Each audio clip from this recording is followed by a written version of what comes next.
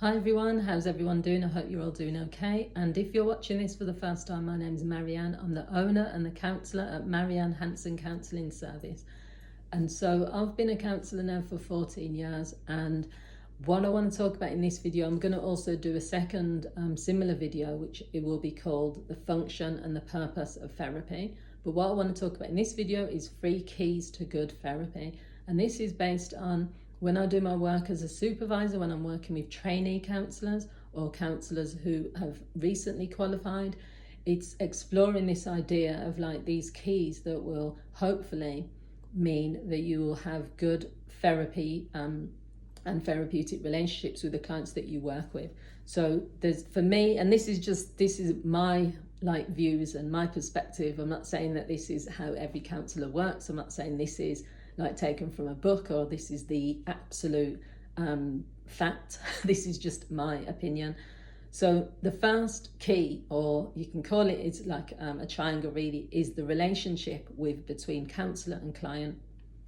Nothing happens in therapy without a therapeutic alliance or some sort of relationship. We call it a therapeutic alliance because what it means is that you are creating a partnership between two people. The person who's coming to therapy is invested in therapy and invested in getting what they need, and the counsellor is invested in the client and invested in the client getting what they need. Now, if that relationship doesn't work, and there's loads of situations where it doesn't, maybe the client is expecting something from the counsellor that the counsellor can't provide. Maybe the client is in therapy and they don't really want to be there, and no matter what the counsellor does to try and build that rapport, nothing works because the client feels like they have to be there. Maybe the counsellor doesn't have the right skills or the abilities to build rapport or to provide that warmth or to be non-judgmental. There could be lots of reasons, but it's one of the key things to good therapy. Every time I'm on YouTube or Facebook or on any platform where people are talking about the reasons they haven't continued therapy, a lot of times it will be due to the counsellor or it will be due to the relationship. You know, they'll either say something didn't click, something isn't working, my counsellor was judgmental, or my counsellor didn't give me enough of this or that. So it's a partnership, but it takes time. The other thing to think about is if sometimes people will come into therapy and on the first session they will expect things to just click. You're not going to do that in real life with someone if you meet someone as a stranger. So it's not going to happen in one session. It might not happen in 6 sessions. Me personally, I think it takes between 6 to 8 sessions to really build the type of deep connection with your counsellor. Then I mean, it can take longer for some clients, but to me, like you almost have to go into and expect that you're not just going to open up all of a sudden. You're not just going to have that trust. So the second key building block is the presenting issues. Now you have to ensure that the presenting issues are known, and that does mean that the client needs to share, that they're not going to share everything with you on the first session, and they might not share some of the things that are in the assessment, but the counsellor can't work with material that isn't present in the therapy room. And this is something which I think is a dynamic which both parties have to invest in. If I'm working with someone and I don't know why they're in therapy, or I don't really know what the issues are, I'm going to find it really difficult to then provide interventions that will help.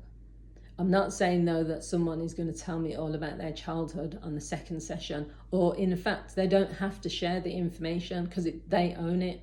What I feel as a counsellor is that the information you share with me is what I'm working with. So if you don't want to share something, you don't have to, but I'm not going to be able to then address that issue. So it's about the presenting issues being addressed when they're in the room, the presenting issues being identified. What is your counselling goal? What is it that you want from therapy? What are your needs? What are the issues? And then it's also reviewing this, because what someone comes to therapy for in the beginning, they might then decide, I don't want to talk about this, or I don't need this anymore. The difficulty is without time that is invested in the relationship, none of this will happen. So what keeps happening is there's ruptures, because people will come to therapy and on the first or second session they feel like, oh, I'm not getting what I need. The amount of people that have said in when I've been on social media and they've said, I went to see my counsellor 3 times and they didn't fix the problem. Or I went to see my counsellor and they just sat there nodding, and I was listened to, but they didn't give me any strategies. Or, my counsellor didn't challenge me, or my counsellor didn't do this. But they don't know you yet, and you don't know them yet. You don't know how they work, and they don't know what you need. So it is a collaboration, and it is about, being brave enough sometimes in sessions to say, what are we doing here? Or what more do you need from me? Or would you prefer to have worksheets? Would you prefer, me to challenge you on some things? It's just two human beings, but you both have to be willing to communicate. And that's where congruence comes in. Congruence is a key part of therapy, meaning that if something's in the room, you talk about it. If you pick up on body language, if you pick up on energy, if you pick up on something the client isn't saying, or you feel that they're not saying, it's about being open with that. And the third thing is the interventions. So we've talked about the relationship, which is at the top. So if you think the triangle, the relationship is the key thing at the top, because without that, there's no therapy, no good therapy anyway. The presenting issues, you need to know why the person's in therapy, and the person needs to be able to at least articulate some of the issues that are affecting them or where they are. And the interventions used are important as well. If a counsellor just starts showing off and starts saying, right, I'm going to do this because I've read it in a book, and I'm going to do empty chair, and I'm going to do a bit of this, and I'm going to throw in a bit of psychodynamic and a bit of CBT, the client will know that. They'll know that they'll think to themselves, what has that intervention got to do with what I'm talking about? Or why is this counsellor telling me to do this particular strategy when I'm sitting here and I'm upset? So your job really as a counsellor is to be risky at times and choose interventions, suggest them, but also be clear with your client why you're using that intervention. Share with them that, this is an intervention that might be helpful because you've talked about attachment, that you struggle with attachments. I've read a book called Attached, and there's this exercise which might be useful, but you're always suggesting, you're never telling the client that they need to do this or need to do that. If they've specifically said as well they want to work on their negative thoughts, then obviously you would use some CBT or some sort of intervention which links with that. But that's why the whole thing has to come together based on the two people being in alliance with each other. If your client doesn't do any work outside of the therapy, there's probably not going to be a lot of progress. If your client doesn't share with you what the issues are, or sometimes people don't know what the issues are, and you don't have to have a set goal. My feeling is that your goal might be to discover what the issue is. Your goal might be so fluffy, if you like. Your goal might just be, I just want to understand myself more, but you still need to then come to therapy and do the work.